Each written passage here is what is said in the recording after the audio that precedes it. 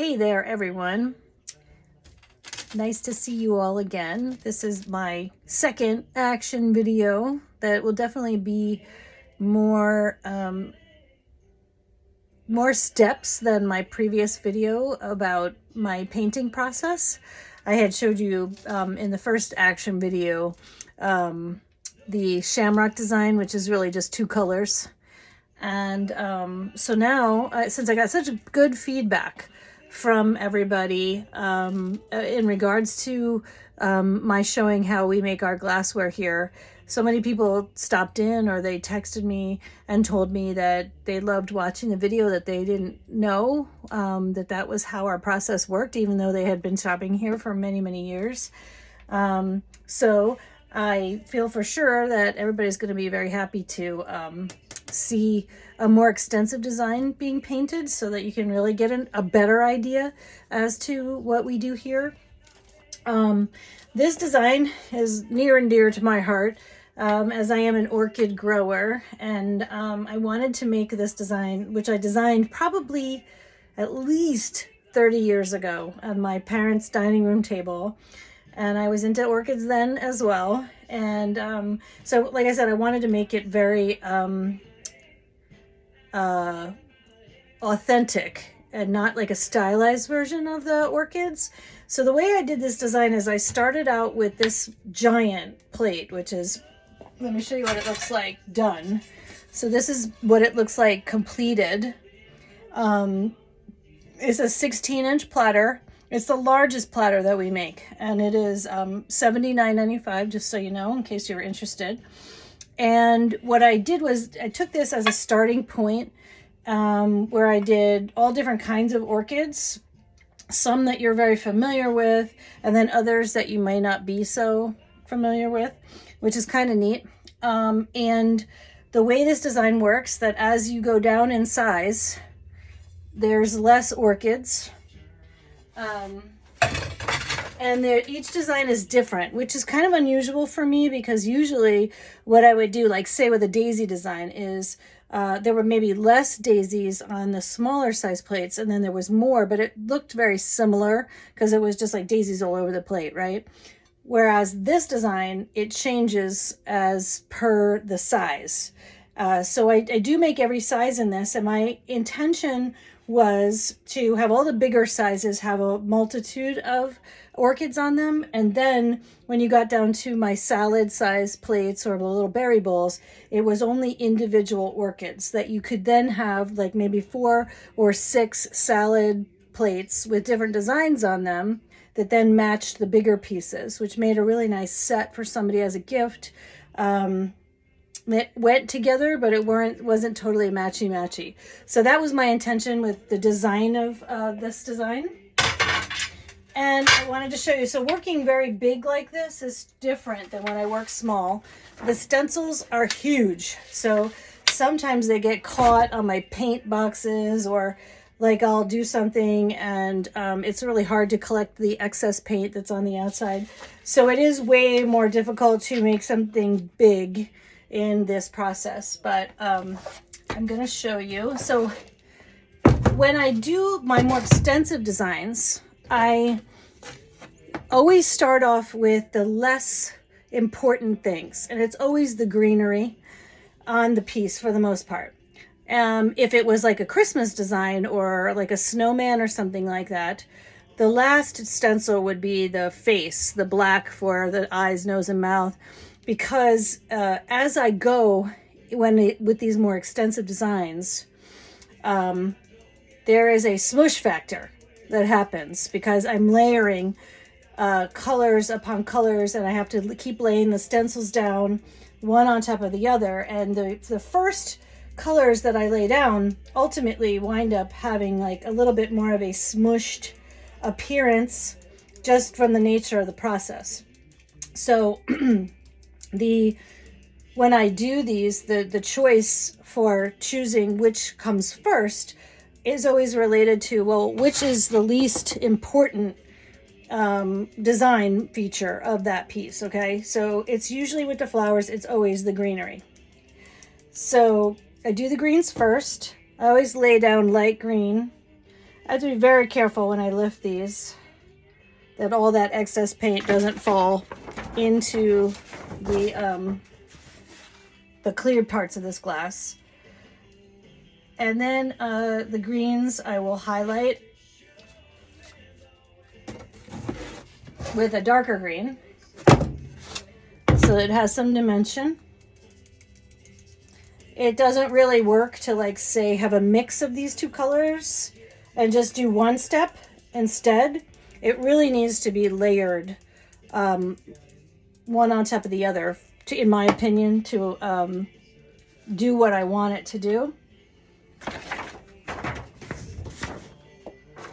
I had mentioned in my first video about the different kinds of papers that I've used for my stencil material. And when I did the shamrock design previously that you guys all love to watch me do, that was done with a Mylar stencil. Whereas this one is what I was describing to you guys as the original waxed paper that I had used, from the very beginning, that I couldn't get anymore. They discontinued this paper, so that's why I wasn't able to get it anymore, and I had to switch to Mylar. And the Mylar had good points and bad points. I had said to you guys that the Mylar is more durable. I can see through it, so it makes it easier for me to see where I'm working. But it's very hard on my hands to cut the Mylar. This was so easy to cut. And that's why I work on the light table too. We originally designed our workstation to have the light table so that we could see through these wax paper stencils. Probably don't necessarily need it that much with the Mylar stencils, but it is still good if like something is obscured and I can't see because there's paint down already, then the light board still comes in handy even though I can see through the stencils. So on the design that I had shown you previously, the shamrock design, there was two colors. It was a light green and a dark green highlight around the shamrock, right? So when it comes to the flowers, there's way more extensive design work that I have to do utilizing the same stencil, which is, it just adds to the amount of time and laydowns of the stencils that I have to do. So this is one of my favorite orchids down here. It's called a Paphiodendron, and this one has like some pink on it. And sometimes I have to reference the original plate because I forget. I try to write it on the stencils, but we've changed the colors so many times throughout the years that I kind of wing it now and just look at what I've done previously. So that I get the colors right. And it's kind of cool because I can, for certain things, I can actually play around with changing up the colors if I get in a new paint color or something like that. But for the most part, I've set the colors already that work best. I don't really deviate from what I've learned in the last 30, 35 years in making pieces like this. This one here is a Vanda orchid, which is pretty much, they come in other colors, but they're pretty much mostly purples. So I use a light purple base. And then I have to lay the stencil down again to highlight this purple with a darker purple. And I've actually never grown a Vanda myself. I think I tried one once when I was still living at my parents' house, and it didn't work for some reason. Some orchids just don't grow well in whatever conditions you have. But right now I have some orchids that I didn't think I could grow in my house, and they're flourishing. So that makes me very happy. So you can see that highlight there. You can see how many stencils are involved. And it's really cool because I can get really fine detail with really small holes in the stencil, which makes for a very difficult stencil to cut. I had to hand cut each one of these little holes here to add the white to the Vandas, because Vandas always have these kind of spotted white spots on them. So I use the light board to make sure that the registration is right, that the white dots are going to be on top of where I want them to be and not off to the side or whatever. And the visibility of being able to work on the light box is what allows me to do that. So you could tell though that as I'm working, pretty much each piece is like a painting, and they do all come out a little bit different. When we used to have people that painted for us, I could tell who made what just by their style of painting, even though it's done with stencils and it's somewhat controlled. Definitely you can have your own flair as to the way you highlight things, and just utilize the stencils. So this design, just this one flower, again, my favorite, the Path Orchid, gets a little bit more detail on this upper part of the white that the rest does not get. So I kind of hand do that.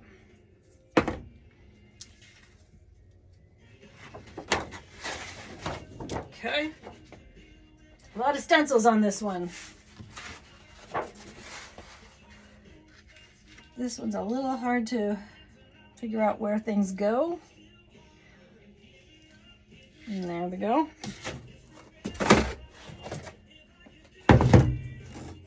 And if I'm making these in production, I would probably make no more than 3 of these at the same time. And I would lay down the templates underneath my glass topper of my light table, and I would lay down 3 of the templates, and then I'd get 3 of the pieces of glass, and then I would do all the greens, and then I would do all the other colors one at a time. And so it makes it a little bit more production, but you know, these I don't I can't really take the glass or the materials to make a ton of anything anymore, because I'm trying to conserve my base materials so that I don't wind up with you know, having a trouble with maybe supply chain stuff. So for the most part now, I'm trying to have the least amount of inventory out there, where it's like, instead of having 3 of a particular size, I have 1. And then when I sell that one, I will go back to I'll put it on the list of things I need to make again. Or if someone orders it, then I'll make it for them. And I could have it within a couple of days. I usually ask for a week and a half, 2 weeks to be able to make something, but it's possible for me to work faster if necessary. So there's something interesting that one of my previous painters came up with, and that is, you see this big Cattleya orchid right here has a white base, and that's to help it because it's kind of a complicated flower. I do like a white base as almost like a shadow. So I actually have to offset this, which we do a lot, to be able to get kind of more detailed highlights. So this flower here, I offset it so there's a white shadow underneath, and keep layering all of these colors one on top of the other. This flower in particular has a lot of colors. So it has this light pink, and then it has the medium pink, which these other flowers have.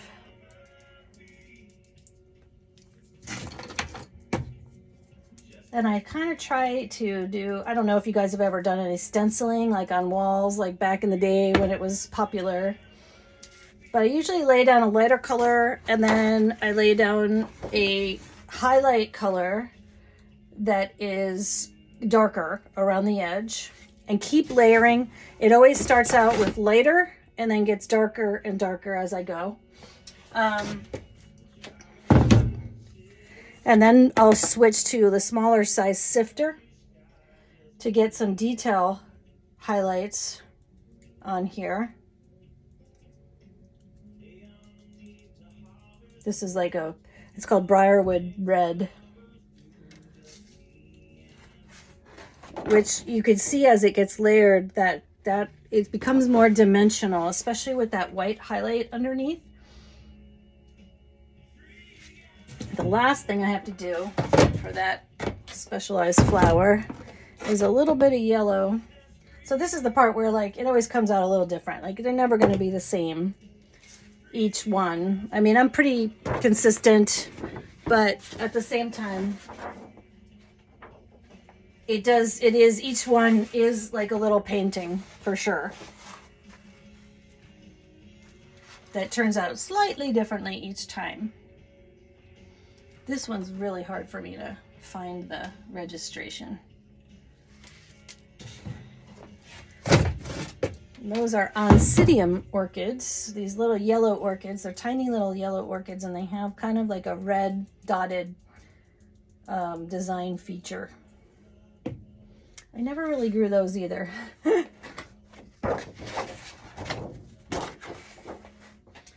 Okay. Getting close to the end. You can see as these all get layered one upon the other, how they become more and more realistic. And, you know, mind you, this is powdered paint. It is not adhered to the base piece of glass until it gets fired. So if I make a mistake right now and hit this stencil by mistake with my jacket or my body, or if I hit it with the stencil, when I lift it, it ruins the whole thing, and I have to throw away all the paint that's on here. And believe me, this paint is crazy expensive. There's only one place in the world who makes it, and this jar right here, this 5-pound jar, depends on the color, but it costs about $250 just for this. So if it's red or pink, it would actually cost more than that. So I don't like to make mistakes, obviously. And sorry, gotta find this registration here. Gotta find the best place to.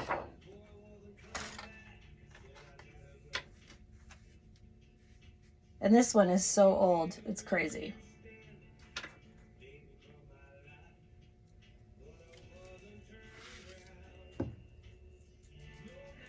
And I did, you know, when I was younger and I just started this, I definitely made my life a little bit more difficult by making these stencils so extensive, and the amount of different colors on it. Way more. Right now I try to do a little bit more economy of paint, or just to keep it a little bit more simple. So, because sometimes if you put too many colors on, it becomes muddy looking. So that's this one. And so if I were doing 3 of these, this would basically take me about triple the time that this just took. And I just put this in the kiln, and put the other piece of glass on it and melt it to about 1500 degrees. It melts together, as you saw before with the finished product like this, and see how big it is. It's very big. And all the colors coalesce. Sometimes the colors change a little bit as I fire them, and I have to realize what that's gonna look like as I'm painting, but I've pretty much gotten that dialed in. So hopefully